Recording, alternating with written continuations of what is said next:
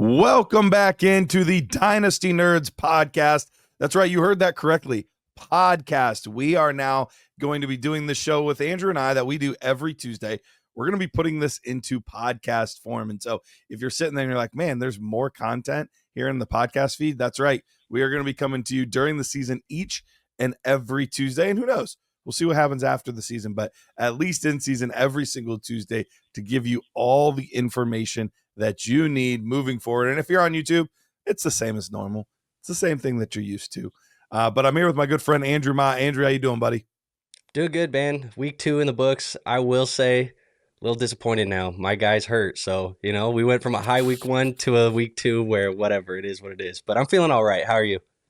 I'm doing good. I got to ask you, and if you're not familiar, JJ McCarthy is the guy he's talking about. Yeah. I got to ask you.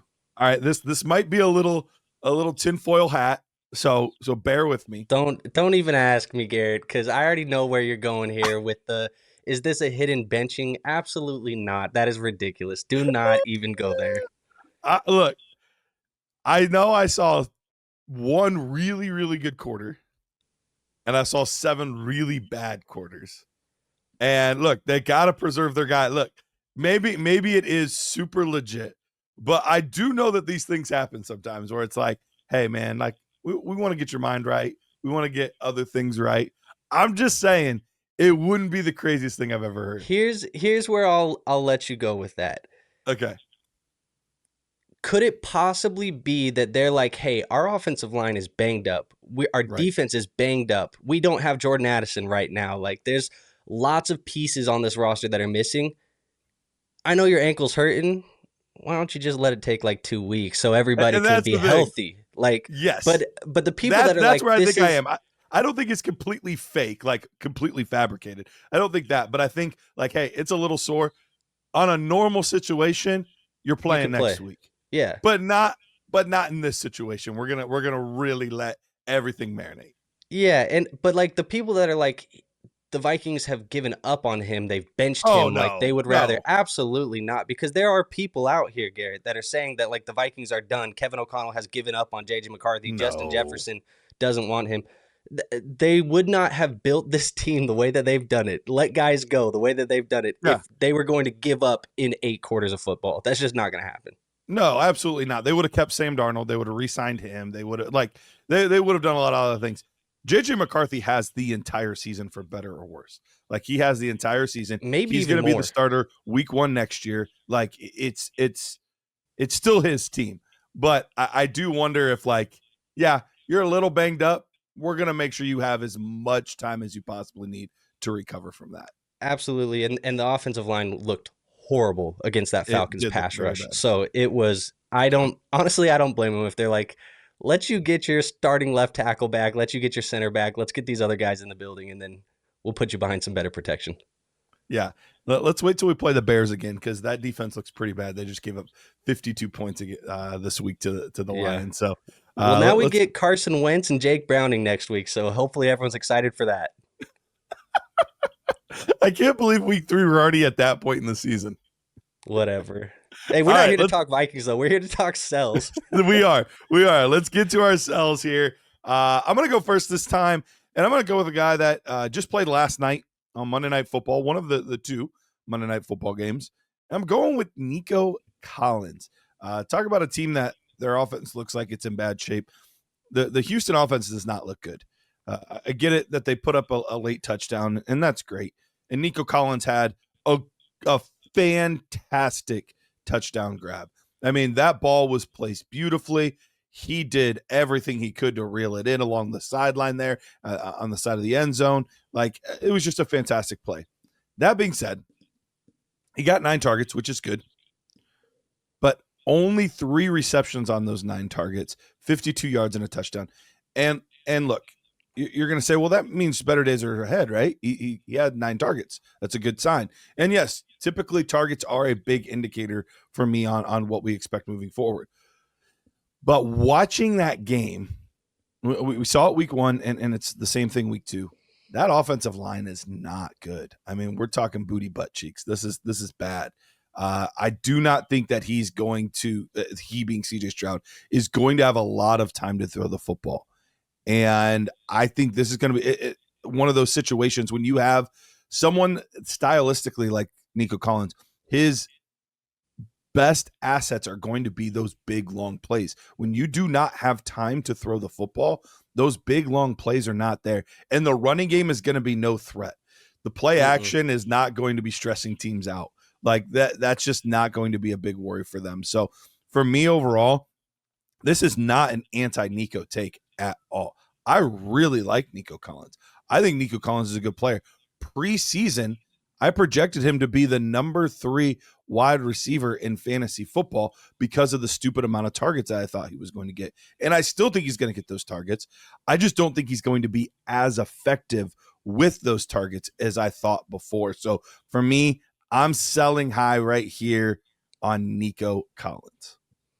Yeah, I mean, the argument makes sense. I think the biggest thing for me is we knew the offensive line was going to be bad. I guess we just didn't really know how bad, but it does look like it truly is one of the worst in football. And when it comes down to it, like, you're right, he makes his money on those big plays, the long touchdowns. Like, that's where Nico Collins has been so effective, and that's where he's been a fantasy football game breaker for us. So if those are not developing, absolutely, I think Nico Collins is going to have a harder time returning his value at ADP and currently where he's at in rankings. So when I see Nico Collins, I think he's still a player that you can go out and get a pretty big haul for. People are going to be very excited about him.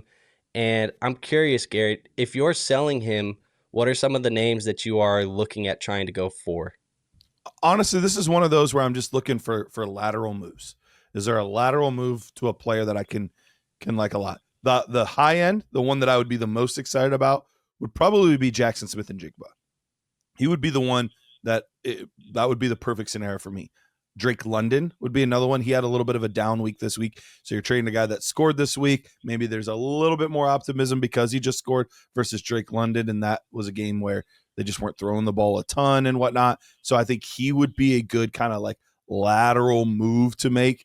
Honestly, this one's a little bit surprising to me because I feel like if this were to happen in the offseason, you're like, man, you're selling low. But I do like what I've seen out of the short little bit so far, and they're similar type of players. T-Mac, Teteroa McMillan. I think I would be willing to make a lateral move, and you might even be able to get a little bit of a plus on top. I think you can. So those would be the moves I'd be looking to make.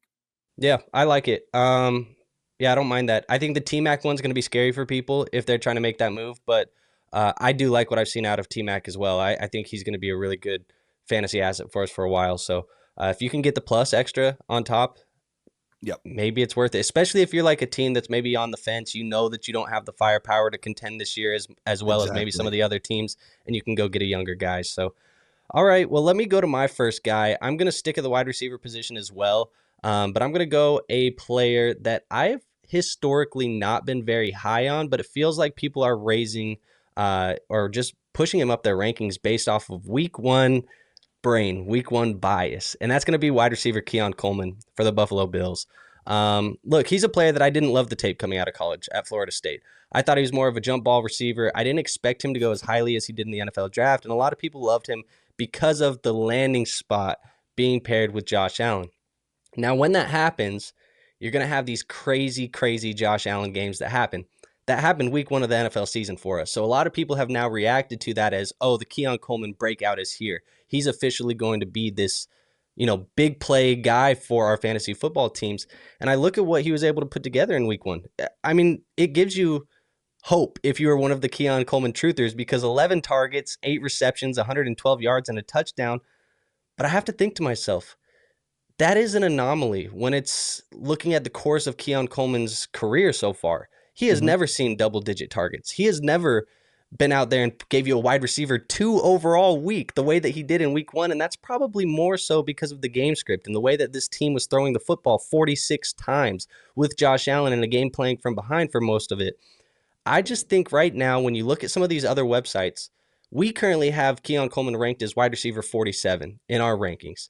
Keep Trade Cut has him as wide receiver 30. Fantasy Calc has him as wide receiver 32. These are community-driven rankings where people are voting and pushing players up the board. That's hype-driven. That's how people are going to be thinking in your leagues more likely than not. And he's passing players like Cortland Sutton, Chris Olave, DJ Moore, Jalen Waddle. These are the names that he is surpassing in those community-driven rankings.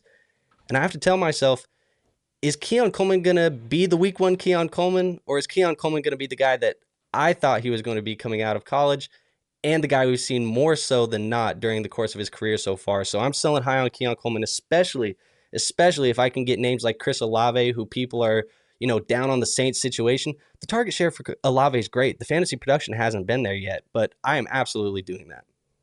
No, I'm 100% with you. And we're actually going to be talking about him on the main Dynasty Nerds podcast. We'll talk about it tonight. You guys will hear about it tomorrow. But he's one where we want to figure out what's more legit, his week one Keon Coleman or the week two Keon Coleman. And we're going to be kind of discussing that. But I'm with you. I think that this is, you even look at that big game. His touchdown was off a deflected pass. It wasn't even actually originally a target meant for him. So that week would have looked very differently had that not happened. And this is going to be an offense that was very similar to last year. We have very similar pieces in the offense as we did the year prior. And it's going to be, hey, a lot of you get 4 targets, you get 6 targets, you get 5 targets, you get 7 targets. Like, it's going to be very spread out amongst the players. And if there was one player that I would actually think might have the leg up on targets, it's going to probably be either Dalton Kincaid or Khalil Shakir most weeks. So right now, I think this is a great time to sell. If people are still believing more in the week one than in the week two, I think that's a great time to sell. I mean, even if you go look at pull him up on Sleeper, and even after the bad week 2, he's the wide receiver 17 on the year right now in PPR formats. So yeah, people are probably, if you were part of the pre-Keon Coleman, or people were part of the pre-Keon Coleman hype train because of the highlight reels, because he does put up some highlight reel catches. Oh, for sure. I'd be selling out. Love it. All right, let's go to a running back here. And this one is not as much of a sell high, but more of a sell before the bottom drops out. So I want to be clear on that. It's not like this guy's had an incredible few weeks. It's just I'm worried that the other shoe's about to drop, and that's James Conner. James Conner has been one of the most solid, steady assets at running back for a very, very long time. And he's one of those players where if you have him in your running back 2 slot, you kind of set it and forget it. This past week against the Carolina Panthers, what we probably are going to have as one of the worst defenses in the NFL this year, he put up on 11 attempts, 34 yards. 34. 1 touchdown.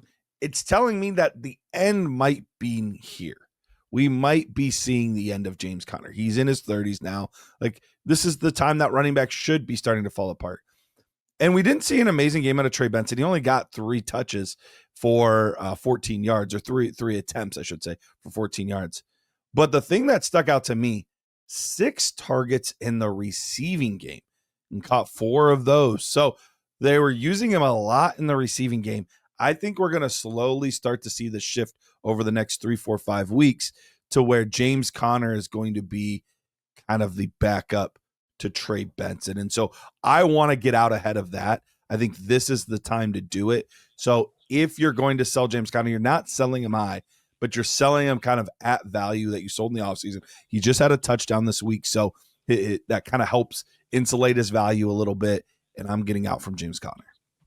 Yeah, I don't hate that at all. I think the usage for me has been concerning over the first couple of weeks for James Conner. I have him on one of my teams, and last night I put him up on the trade block and said, if anybody needs running back help, let me know, because James Conner's available. Like, I am with you. I'm selling him in the places that I have him.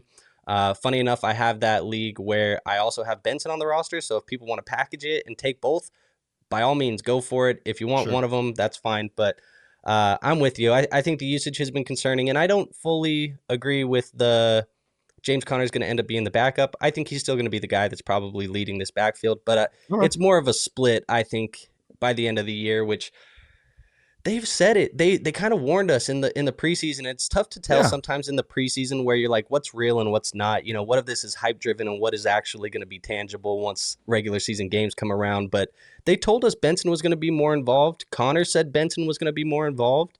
And it looks like through 2 weeks right now, he is more involved, and it's very much limiting the upside of James Conner, because James Conner over the last couple of years has been a guy who has been, so good for us and reliable for us because of the volume. It's All the not touches, necessarily yep. the efficiency that James Conner has had.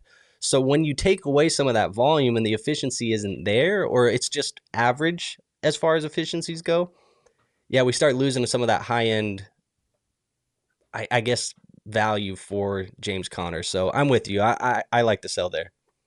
All right. Who do you have as your second sell? Yeah, funny enough, I'm actually going running back as well. And I think this one really hurts my heart, because if you guys know me, if anything that I've been pumping up since draft time, basically post NFL draft, I have had this name in pretty much every single video for the most part, just talking about how I loved him as a value. But I think we've gotten to the time where it is officially time for me to start selling, and that's Jacory Croskey-Merritt for the Washington Commanders.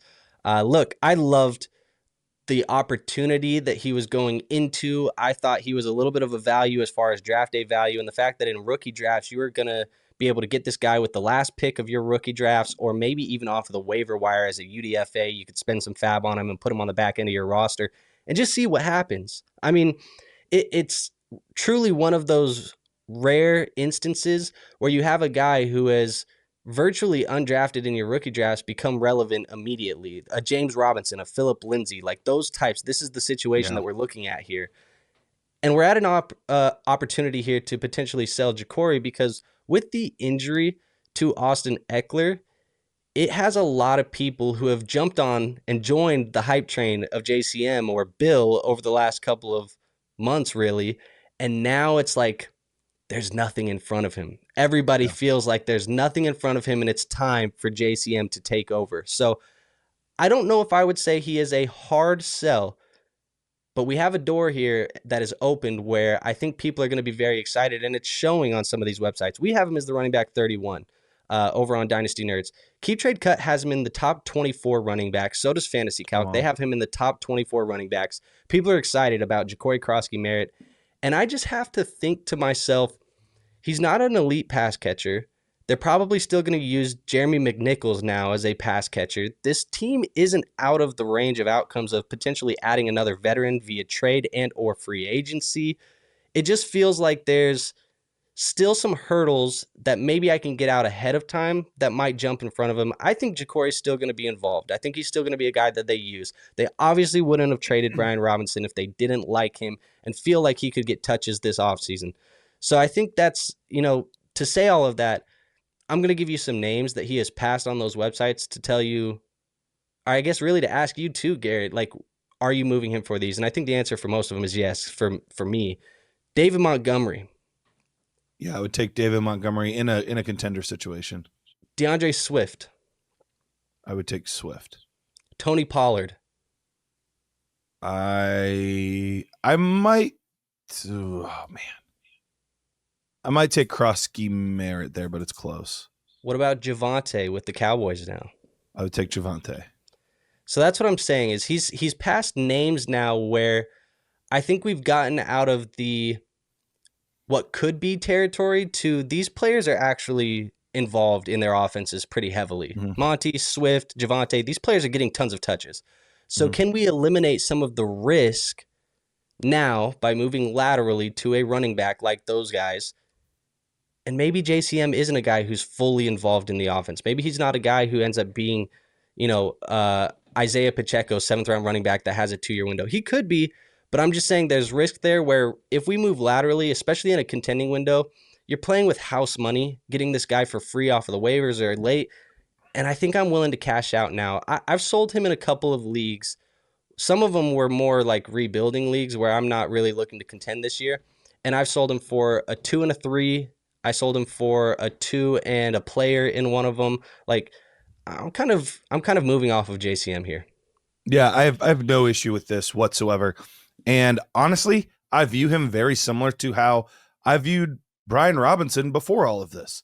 This is a player that's going to be a little bit touchdown dependent, that has some upside because it's on a good offense, but I don't anticipate catching the football a lot. Like it's going to be very similar to what you had before. And where did we have a guy like Brian Robinson before? in the RB3 conversation. We did not have him as a top 24 guy. So I think we can kind of just plug and play very similarly. Now, if you're a contender and you're like, hey, I've got 2 good running backs and the rest of my team stacked, and I really just need a 3rd running back, okay, hold on to him. Nothing wrong with that. But especially if you are like, I am not in a contender window. I am not in a spot where I think I can win this year. I'm selling all of those running backs you just named. I'm selling David Montgomery. I'm selling Tony Pollard. I'm selling Javonte. I'm selling all of those types of players. And so Bill would fall into that same category because unless, if I'm not a contender, if I don't think I'm one of the top 3 teams in my league, and I take a look at my team and I have a running back that is either not a 3 down back and under the age of 25, then they're gone. Like, they're gone. I'm moving them for draft assets. And so, he's under 25, but he's not a 3 down asset moving forward. So I would be moving him as well. Yeah, and like I said, it hurts my heart because I have him everywhere. He was my most rostered player, but this is the thing. Sometimes you have to, as much as we like players and we get attached to these players and we love, finding those gems in dynasty drafts, you have to be willing to look at it critically and see the market has reacted now to a point where I felt like he was a buy at cost 2 months ago, but now we're in a whole different ballpark today than we were at that point in time. So you have to be willing to adapt, and that's just what I'm doing with JCM at the moment. Love it. All right, my last one here. I am selling Kayshon Boutte. Boutte has had a touchdown in both of his last 2 games, and that's the selling point for me.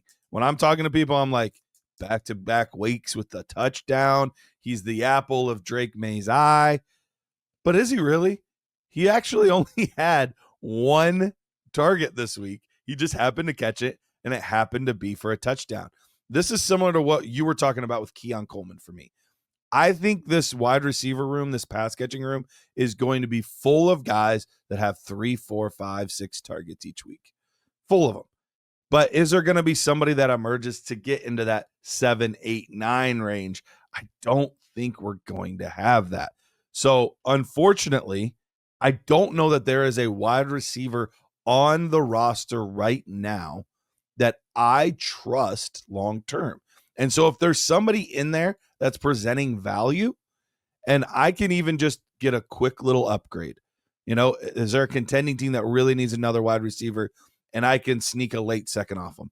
Probably not. Most people are going to be too savvy for that, but I'm throwing it out there to see, is there a player that I think has more long-term upside? Maybe one of these running backs that hasn't had an opportunity to pop from this class yet, but you like the situation and you like the player. I think those are the types of situations that I'm looking for. Is there a move that I can make for a pick? Is there a move that I can make for a young player?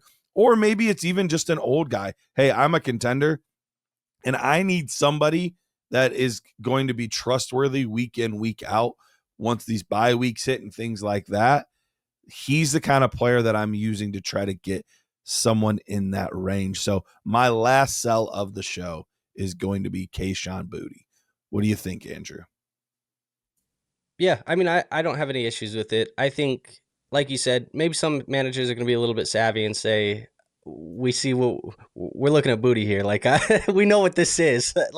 So I understand, but yeah, I mean, I'm all for selling out on him. I think he's a player that the sample size is small enough that it doesn't give you a ton of confidence yet, and there is still enough production there in small sample sizes that some people might be intrigued. So this is going to be one of those moments where you either have to decide, I believe or I don't believe.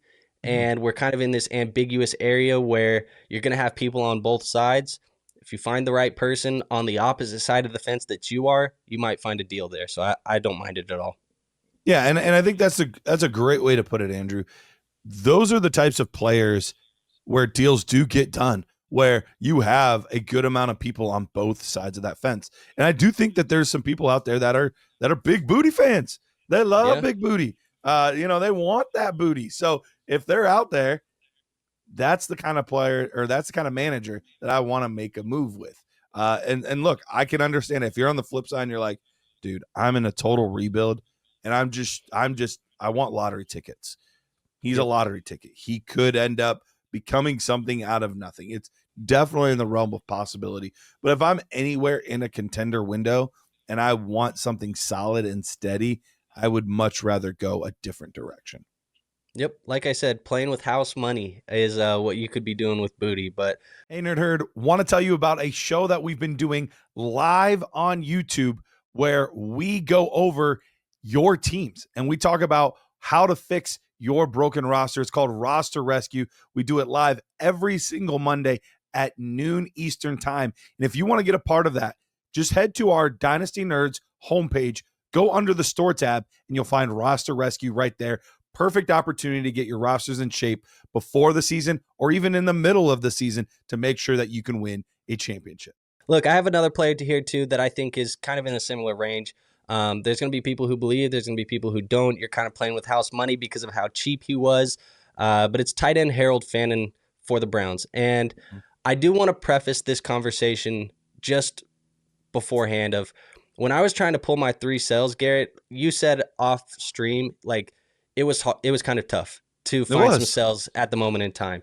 And so for me, I had 2 that I was confident in selling.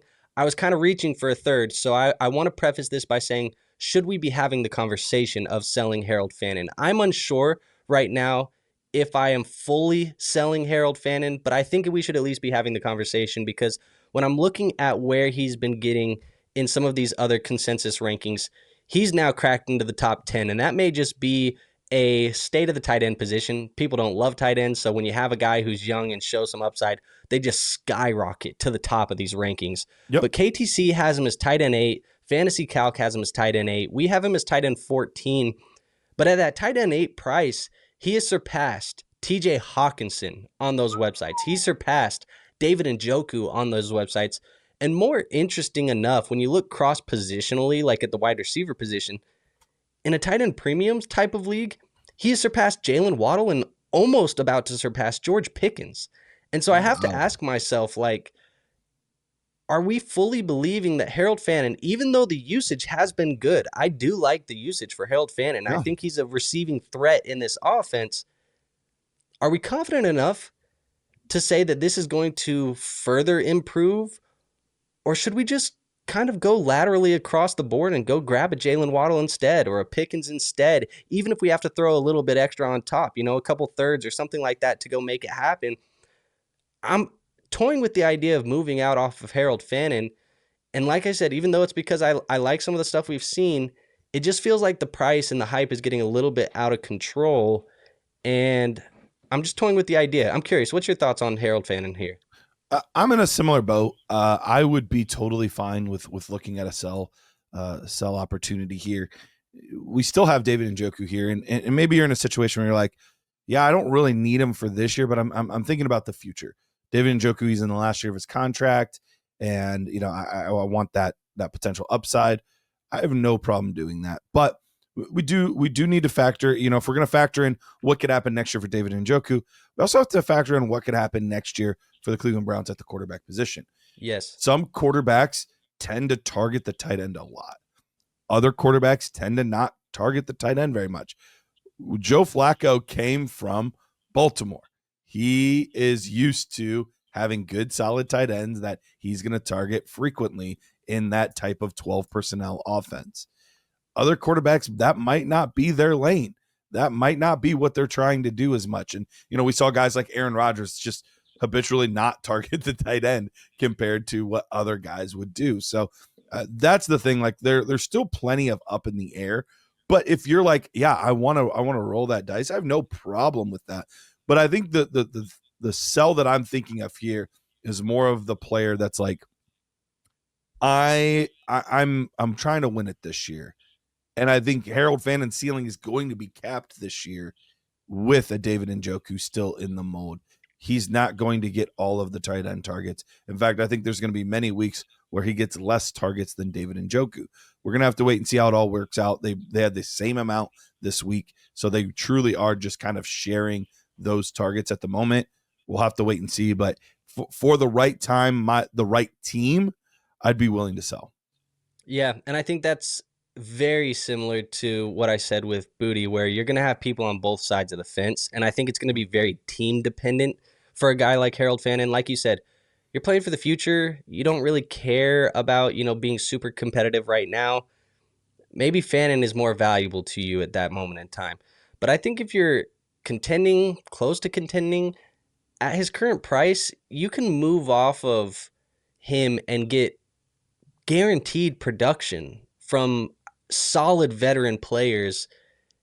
And I think you eliminate a lot of the risk of like what could happen over the course of the year because the sample size for Fannin is so small. So, like I said, this is not a anti-Harold Fannin take.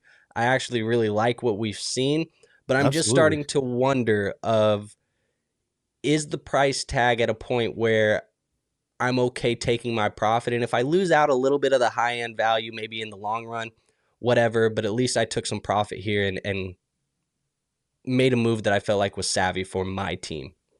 Absolutely. All right. Well, that wraps things up with our sell episode.